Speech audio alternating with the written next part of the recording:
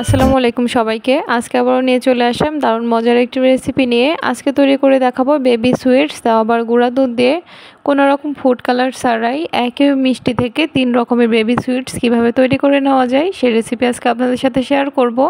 আর এই মিষ্টিটাও কিন্তু একদম গরম গরম পরিবেশন করতে পারবেন। জর্দা বা যে কোনো কিছুর সাথে কিন্তু খুব সহজেই পরিবেশন করতে পারবেন। চাইলে কিন্তু এমনিতেও খেতে দারুণ লাগে। বিশেষ করে বাচ্চারা অনেক বেশি পছন্দ করে এই ধরনের বেবি সুইটসগুলো।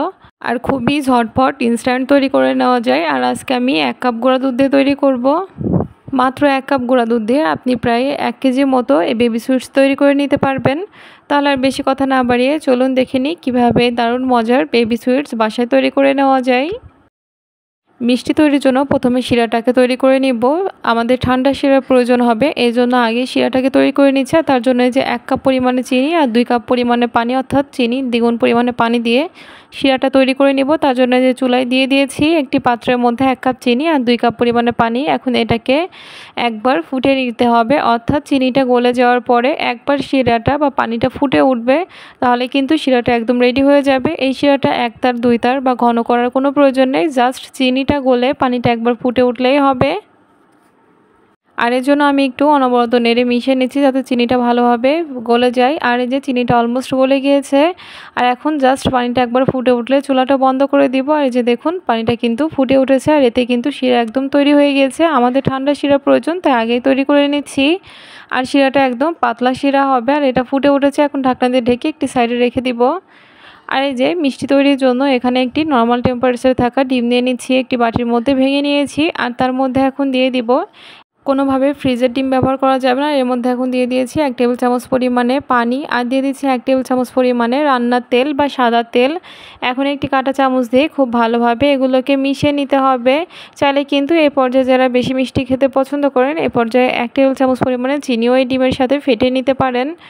আর এই যে এখন একটি কাঁটা চামচ দিয়ে খুব ভালোভাবে তেল এবং পানিটাকে ডিমের সাথে মিশিয়ে নিচ্ছি। আর এই যে মেশানো হয়ে গিয়েছে, এটাকে এখন একটি সাইডে রেখে দিব পরবর্তীতে ব্যবহার করার জন্য। আর এখন মিষ্টি তৈরির জন্য শুকনো উপকরণ চেলে নিব। তার জন্য যে 1 কাপ পরিমাণে গুঁড়া দুধ নিয়েছি, আর নিয়ে নিচ্ছি 1/2 কাপ পরিমাণে ময়দা, গুঁড়া দুধের অর্ধেক পরিমাণে নিয়ে নিতে হবে। নিয়ে নিচ্ছি 1 চা চামচ বেকিং পাউডার আর 1/4 চা চামচ বেকিং সোডা। বেকিং সোডাটা ব্যবহার না করলেও চলবে, তবে বেকিং পাউডারটা অবশ্যই ব্যবহার করতে হবে। আর এই শুকনো উপকরণগুলোকে একটু ভালোভাবে চেলে নিচ্ছি, অবশ্যই চেলে নিতে হবে, চেলে নিলে মিষ্টিগুলো খুব ভালো তৈরি হবে। আপনি চাইলে শুকনো উপকরণগুলোকে 1 থেকে 2 বার কি 3 বারও চেলে নিতে পারেন, কিন্তু কোনোভাবে চেলে নেওয়াটা স্কিপ করা যাবে না। আর এই যে সবশেষে অবশিষ্ট যে অংশটুকু থাকে সেটুকু কিন্তু ফেলে দেওয়া যাবে না, একটি চামচ দিয়ে খুব ভালোভাবে সেটাকেও চেলে নিতে হবে, যেহেতু এর মধ্যে সমস্ত উপকরণ রয়েছে। আর এই যে খুব ভালোভাবে আমি শুকনো উপকরণগুলোকে চেলে নিচ্ছি। আর এই যে কথা বলতে বলতে কিন্তু শুকনো উপকরণগুলো খুব ভালোভাবে চেলে নিয়েছি। আর এই যে এখন হাত দিয়ে একটু মিশিয়ে দিচ্ছি।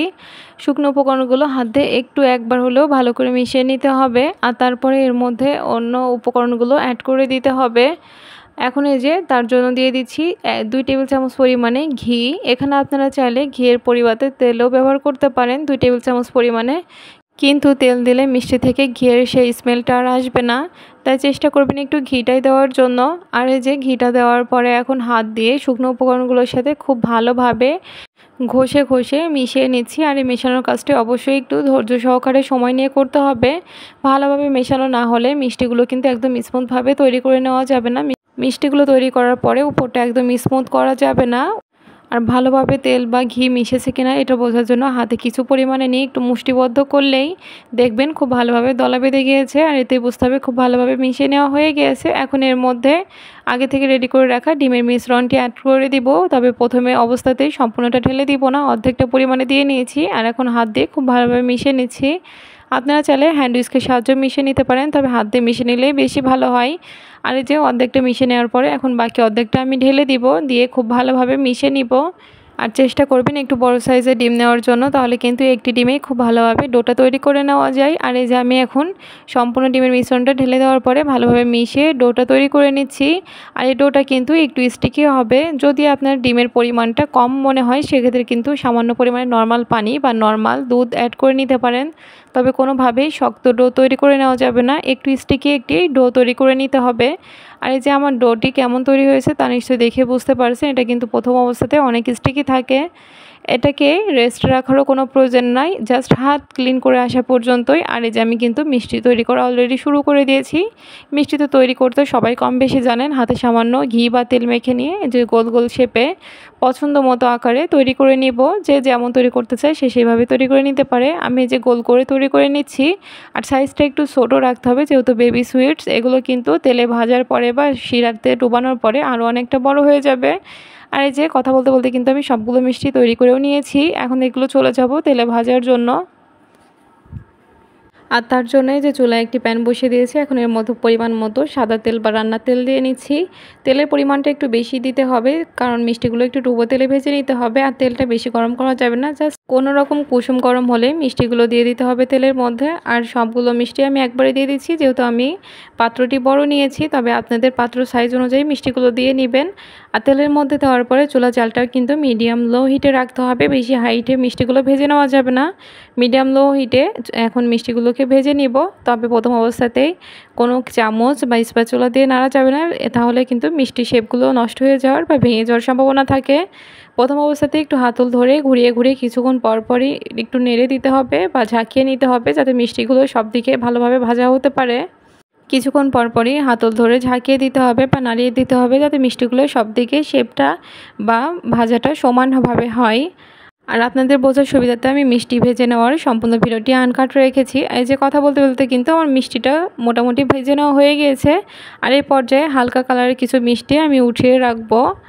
আর কিছুক্ষণ ভেজে নিতেই দেখুন মিষ্টিগুলো কিন্তু ফুলে একদম ডাবল হয়ে গিয়েছে। আর অল্প পরিমাণে আমি কিছু সাদা কালারের মিষ্টি উঠিয়ে নিয়েছি। আর এর মধ্যে এখন অনবরত নেড়ে আরও একটু ভেজে নিচ্ছি। আর তারপরে যে একটি কালার চলে এসেছে, এই কালারগুলো কিছু মিষ্টি আমি উঠিয়ে নিয়েছি। আর তারপরে বাকি মিষ্টিগুলোকে আমি একটু ডিপ কালার করে ভেজে নিব, তাই অনবরত নেড়ে ভেজে নিচ্ছি। আর 2 কালারের মিষ্টি উঠে নেওয়ার পরে এই পর্যায়ে একটু চুলার জালটা বাড়িয়ে দিতে হবে, দিয়ে অনবরত নেড়ে মিষ্টিগুলোকে ভেজে নিতে হবে। আর এই যে পছন্দ মতো কালার চলে এসেছে, এখন মিষ্টিগুলোকে আমি তেল ছড়িয়ে উঠে নিচ্ছি। আর আমার কিন্তু 3 কালারের মিষ্টি একদম রেডি হয়ে গিয়েছে। এই যে দেখুন আমার কিন্তু পারফেক্টভাবে 3 কালারের মিষ্টি ভেজে নেওয়া হয়ে গিয়েছে। এখন এই মিষ্টিগুলো নিয়ে চলে যাব শিরায় দেওয়ার জন্য। এখানে শিরাটা কিন্তু ঠান্ডা হয়ে গিয়েছে, গরম মিষ্টি ঠান্ডা শিরার মধ্যে দিয়ে দিচ্ছি। এখন ঠান্ডা শিরার মধ্যে মিষ্টিগুলোকে একটু ভালো করে মিশিয়ে দিচ্ছি। এখনও কিন্তু আমি চুলাটা অন করিনি। ভালোভাবে মিশিয়ে নেওয়ার পরে এখন ঢাকনা দিয়ে ঢেকে দিব। আর তারপরে চুলাটা অন করে দিব। এখন ঢাকনা দিয়ে ঢেকে দিয়েছি আর চুলাটা অন করে দিব। চুলাটা অন করে দেওয়ার পরে মিডিয়াম হিটে 10 মিনিট রান্না করব। একদম ঘড়ি ধরে 10 মিনিট মতো জাল করলেই হয়ে যাবে। তবে একটু খেয়াল করে দেখতে পারেন, অনেক সময় কিন্তু সাদা মিষ্টিগুলো যদি কম ভাজা হয়ে থাকে তাহলে সাদা মিষ্টিগুলো আগেই সিদ্ধ হয়ে যায়। আর সেই ক্ষেত্রে কিন্তু সাদা মিষ্টিগুলো আগে একটু উঠিয়ে নিতে হয়, নাহলে কিন্তু গলে যাওয়ার সম্ভাবনা থাকে। আর এই যে কথা বলতে বলতে কিন্তু আমি 10 মিনিট জাল করে নিয়েছি। তবে চুলাটা কিন্তু আমি আগেই বন্ধ করিনি, প্রথমে ঢাকনা তুলে নিয়েছি। তারপরে চুলার জালটা আস্তে আস্তে কমিয়ে আনতে আনতে বন্ধ করে দিব। আপনি যদি চুলাটা বন্ধ করে দিয়ে তারপরে সাথে সাথে ঢাকনা খোলেন, সেক্ষেত্রে কিন্তু মিষ্টিগুলো চুপসে যাওয়ার অনেক ভয় থাকে বা সম্ভাবনা থাকে, বা চুপসে যেতেও পারে। তাই এইভাবে এই টেকনিকে মিষ্টিগুলোকে ঢাকনা আলগা করে নেবেন, তাহলে কোনোভাবে আর একটি মিষ্টিও চুপসে যাবে না। আর এখন এই যে একটি গরম মিষ্টি আপনাদেরকে কেটে দেখাচ্ছি। দেখুন একদম পারফেক্টভাবে কিন্তু শিরা ঢুকেছে আর মিষ্টিগুলো সিদ্ধ হয়ে গিয়েছে। এখন এই শিরার মধ্যে চাইলে এভাবে রেখেও দিতে পারেন, বা চাইলে গরম গরমে মিষ্টি উঠিয়েও পরিবেশন করতে পারেন। আর আমি এই যে গরম গরম মিষ্টি চুলা থেকে নামিয়ে আপনাদেরকে পরিবেশন করে দেখাচ্ছি। দেখুন আমার একটি মিষ্টিও কিন্তু চুপসে যায়নি, একদম পারফেক্ট আছে। আর যেহেতু মিষ্টিগুলো গরম তাই আমি ভালোভাবে আর দেখাতে পারলাম না। আর গুঁড়া দুধ দিয়ে তৈরি এই মিষ্টিগুলো কিন্তু খেতে দারুণ হয়ে থাকে, একদম বড় মিষ্টির মতোই টেস্ট হয়ে থাকে, কোনো রকম পার্থক্যই খুঁজে পাবেন না। দোকানের মিষ্টি চেয়ে আরও বেশি স্বাদ হয়ে থাকে। চাইলে বাসায় একবার এভাবে ট্রাই করে দেখতে পারেন, আশা করি সবাই খুবই পছন্দ করবে। তো আজকের রেসিপিটি কেমন লেগেছে, ভালো লাগলে লাইক কমেন্ট করতে ভুলবেন না। যারা আমার চ্যানেলটি সাবস্ক্রাইব করেননি চ্যানেলটি সাবস্ক্রাইব করে দিবেন, আর পেজটি ফলো করে পাশে থাকবেন। সবাইকে আল্লাহ হাফেজ।